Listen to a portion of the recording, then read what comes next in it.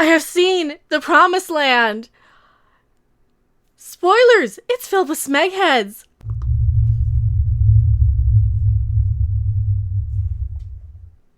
Hello everyone, I am Mecha Random 42, the one, the only, the original, your favorite YouTube harpy. There will be no writing cropping, and there will be no railing on Star Trek Picard, even though it really deserves it today. Shut the fuck up.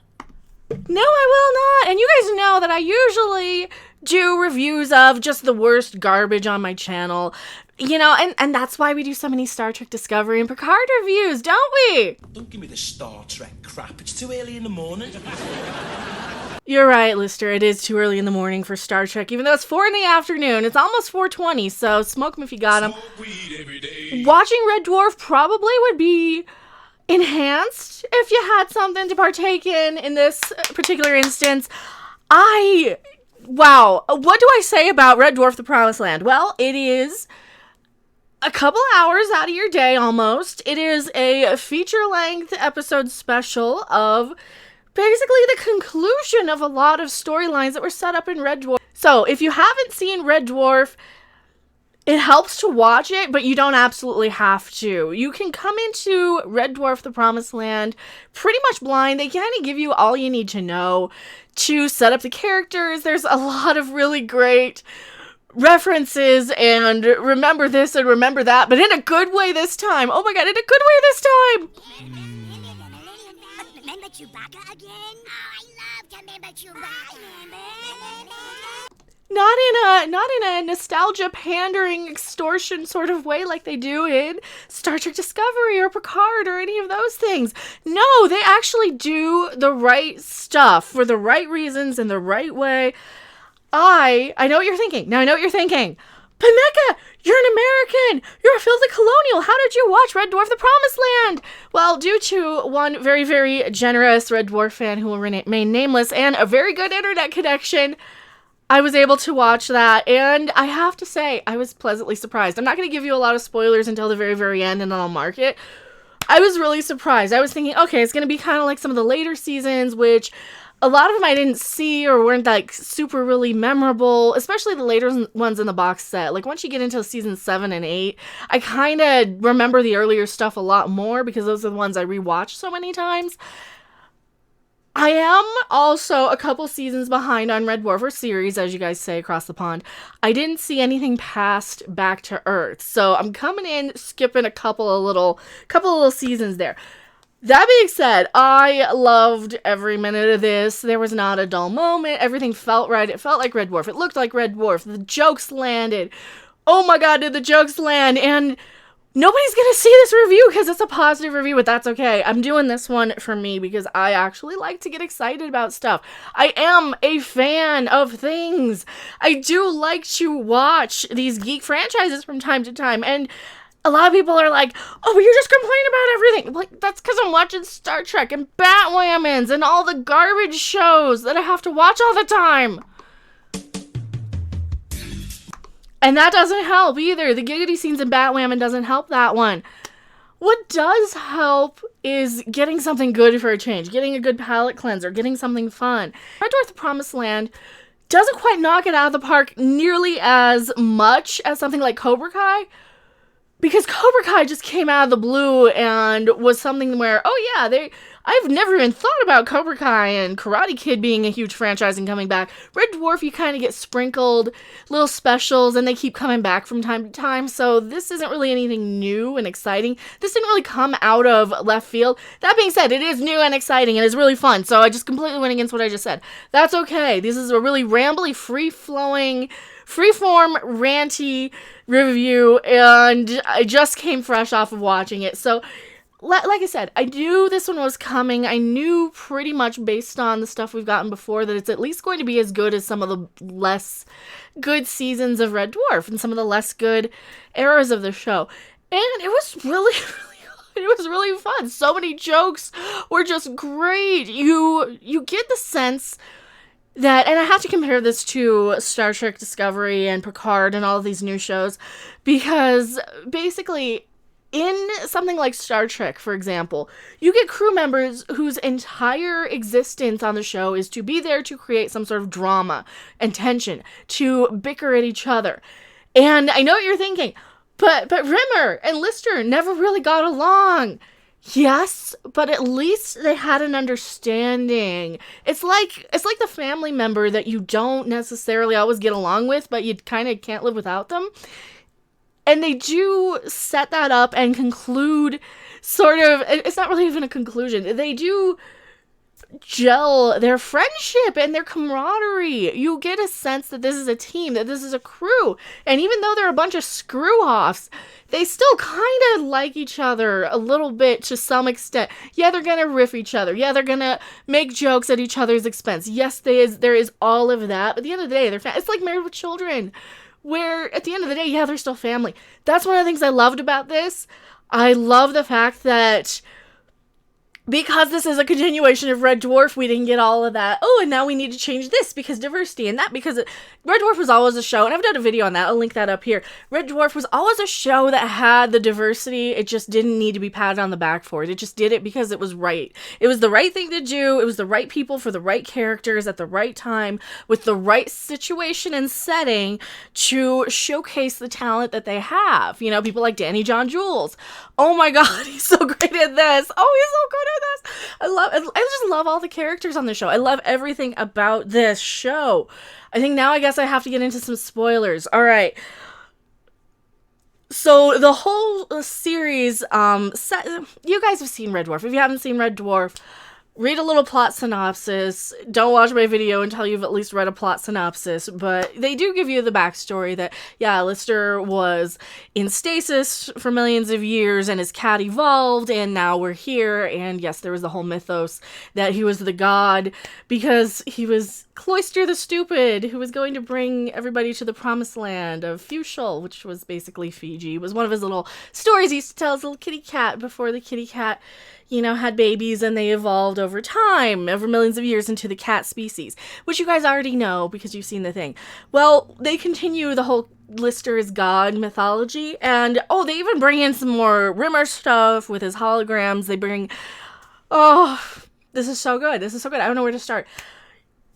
One of the opening scenes, we see the cats, like the whole cat, the bad guy cat clan, as it were, like the king cat and all those people.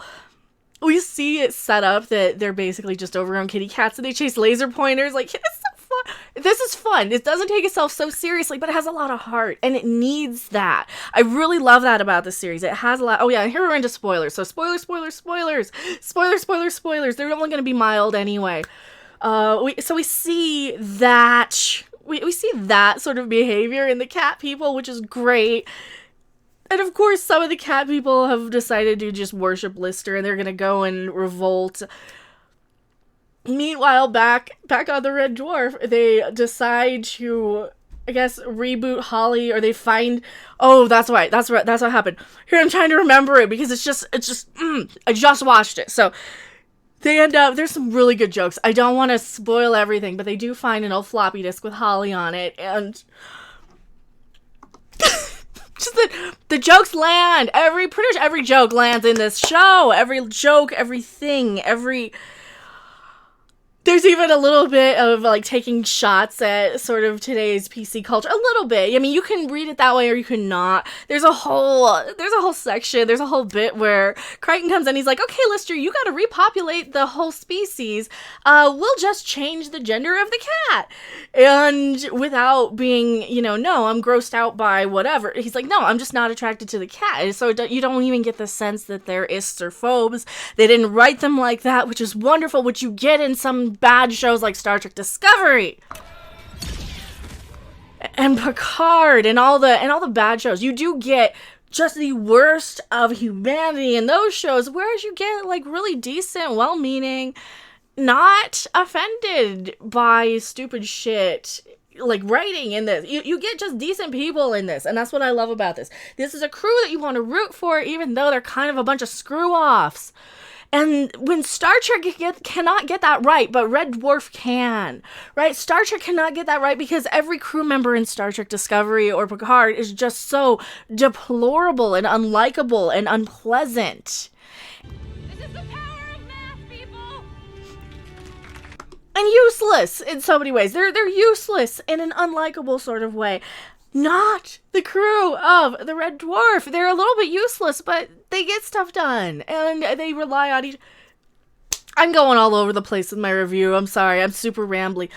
I do really recommend you watching this if you can get the opportunity. It's very much worth it. You don't have to see every single episode and every single season just to kind of jump in here. If you have a basic understanding of the show or if you've seen a lot of it, you're going to be fine watching this. Do I recommend this? Yes. What would I score it? Maybe a 9 out of 10 because I really enjoyed it. Maybe an 8 because it looks like it's made for TV. It looks a little dated. It looks a lot of it like it could have been made in the mid-90s on no budget, which is perfect for this show.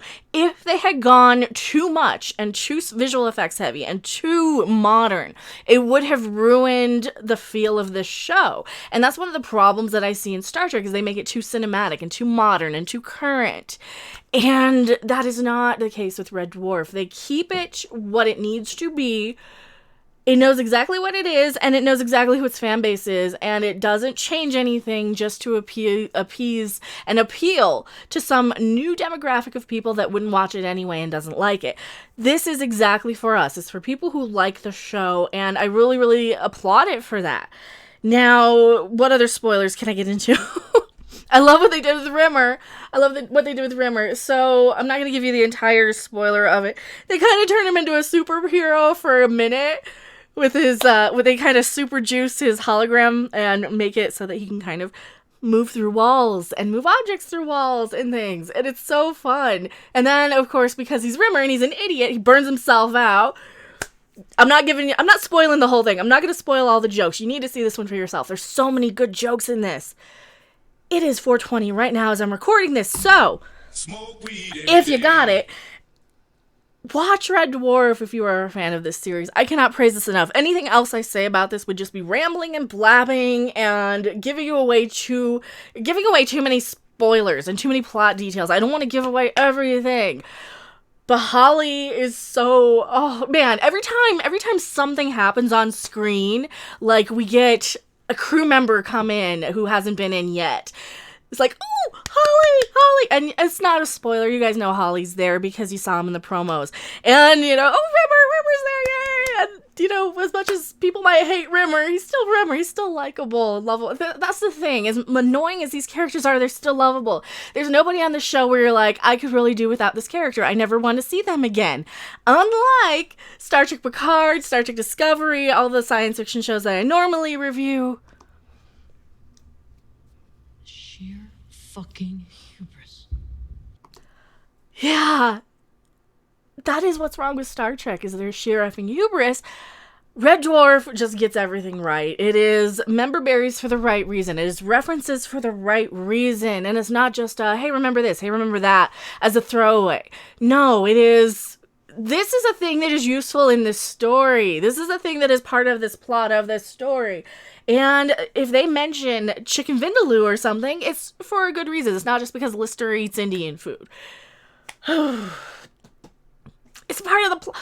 I don't know how else to say this without just giving away absolutely every little detail of this show. Watch it if you can, and man, I really, really recommend it. It's going to be out on DVD June 7th in the UK. A lot of people have multi-region players. I need to re-get one because I do have a shit ton of PAL DVDs back there, including British Empire on PAL, believe it or not, and The In-Betweeners, and a lot of good stuff. So I am Mecha Random 42. I have blabbed long enough. Watch Red Dwarf. You will not regret it. Watch The Promised Land. You can even jump in without seeing Red Dwarf. It won't really hurt anything, and it'll probably make you want to go back and watch it. I'll see you guys on the next video, live stream, or wherever.